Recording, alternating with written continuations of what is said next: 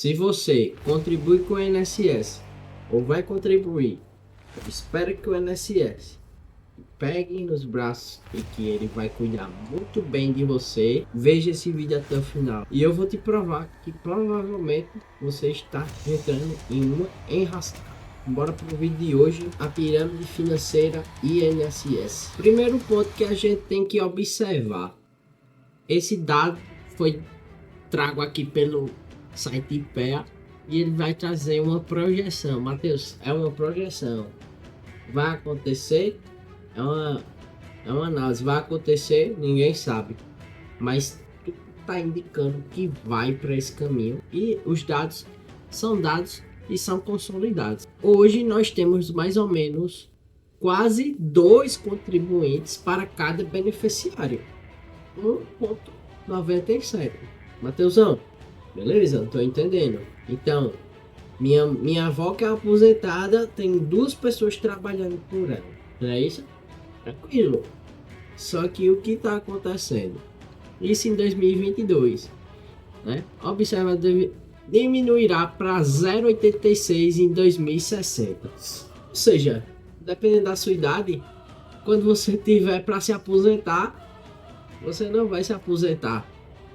O sistema vai estar quebrado. Por quê? Matheus, se hoje tem 2 para 1, nem 2 é, né? 1,97 para 1, isso é 2022, a gente está em 2025. Deve ter muito menos. Por quê, Matheus? 0,86 para 1, a conta não fecha. Se um tem que receber 1.000 e quem contribui com 200, a conta fecha. Se não tem nenhum para contribuir, quebrou o sistema. É um sistema de pirâmide. Quem alimenta a pirâmide é quem vem abaixo. Projeção do IBGE mostra que a população do país vai parar de crescer em 2041. A gente tem um exemplo disso no Japão. Caramba, mano. E agora? No Japão já aconteceu isso. Qual foram as consequências? As consequências foi que o salário que o Estado dá para os aposentados de lá não dá para eles sobreviverem. Eles não conseguem viver com as mulheres, com os maridos, com os filhos, porque não é suficiente nem para uma pessoa. Pasmem, aumentou os velhos trabalhando lá, os idosos, ou seja, as pessoas com idade já avançada trabalhando para poder se sustentar dentro de casa, certo? Então, não faz nenhum sentido. Beleza, Matheus, a população vai parar de crescer, o que vai acontecer?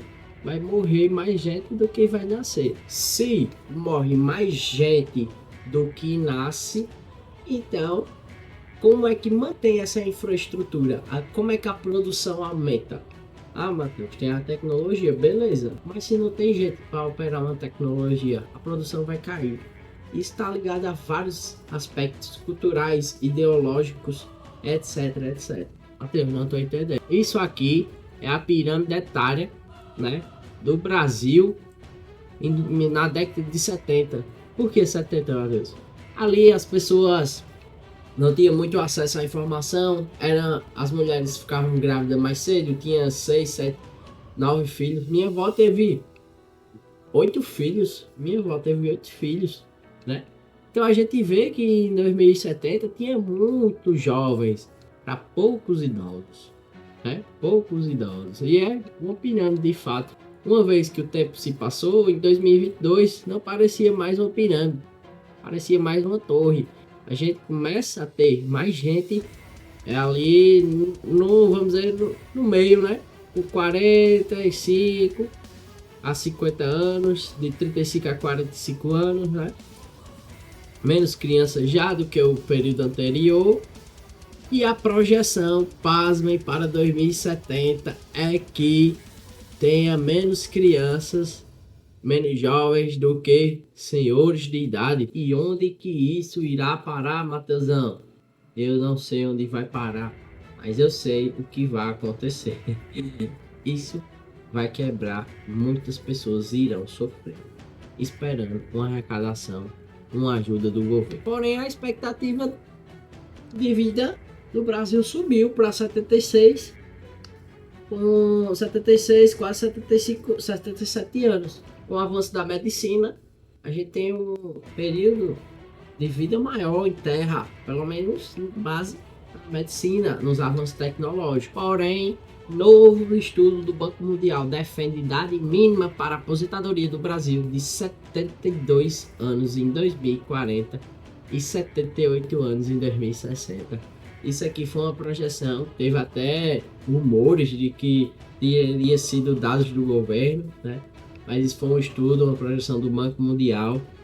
Então, se concretizar, a gente iria trabalhar para morrer, não queria aposentar, não queria desfrutar, não queria aproveitar os bons momentos sem o estresse do trabalho de um patrão, sem aquela agonia toda, descansar e viver a vida como ela tem que ser vivida, certo? Por quê, Matheus? Por ineficiência, por uma série de fatores. Ok, Matheus.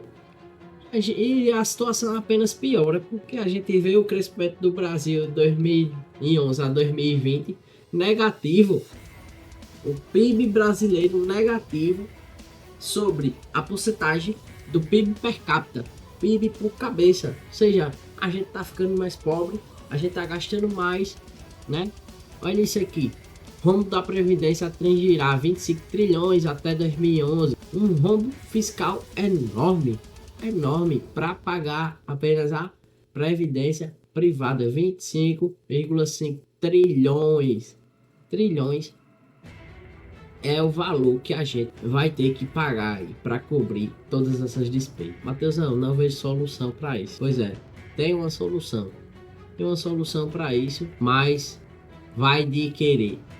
Muitos brasileiros é uma cultura nova, investir seu próprio patrimônio e ficar independente de Estado ou de qualquer coisa que lhe mantém numa prisão perpétua ou invisível. Uma delas, a qual eu acredito, seria a partir de Deus, né? E também você se libertar no mundo capitalista com o seu próprio patrimônio e não ser refém de ninguém. E o mais preocupante é que 61% dos brasileiros não investem em nada, não investem seu patrimônio. E os que investem mal, 25%, um tipo de investimento que perde da inflação. Se você for ver aqui os investimentos que fazem sentido, 3, 4, 5, 6, 7, 8, 9, 10, 11, 12, 13% apenas dos brasileiros investindo em títulos que realmente ganham da inflação, realmente protegem seu capital ao longo prazo. E isso é perigosíssimo. Isso é perigosíssimo. Porque não ter dinheiro, investir já é errado. Não ter uma reserva de emergência é pior ainda, que você fica refém. Imagina que você com 100 mil reais hoje em conta. 100 mil reais. Caramba, tu for demitido do emprego, tu não vai sofrer tanto. Tu já vai se organizar para arrumar outra coisa. Tu não vai ser refém de covardia, de humilhação. Então olha isso. Brasileiros, 67% não tem reserva de emergência. Sobre isso que eu tô falando. É uma realidade distante de muitos trabalhadores. Qual é o ensinamento, Matheus, desse compilado? Aqui, ó. Desse tudão aqui. O ensinamento é simples. Você vai ter que cuidar do seu patrimônio. Você vai ter que começar a investir. Você vai ter que olhar para você mesmo e não esperar que os outros façam por você. Principalmente o Estado, o governo, né? Que não tem interesse nenhum, por mais que você não acredite, de te fazer feliz, e sim arcar com seus próprios pensamentos e aquilo que vai beneficiar ele mesmo. Escutei uma frase certa vez que dizia mais ou menos assim: não espere por um herói, seja você o herói da sua família. E você vai ser o herói da sua família quando? Deus abençoe vocês, um abraço e fiquem com Deus.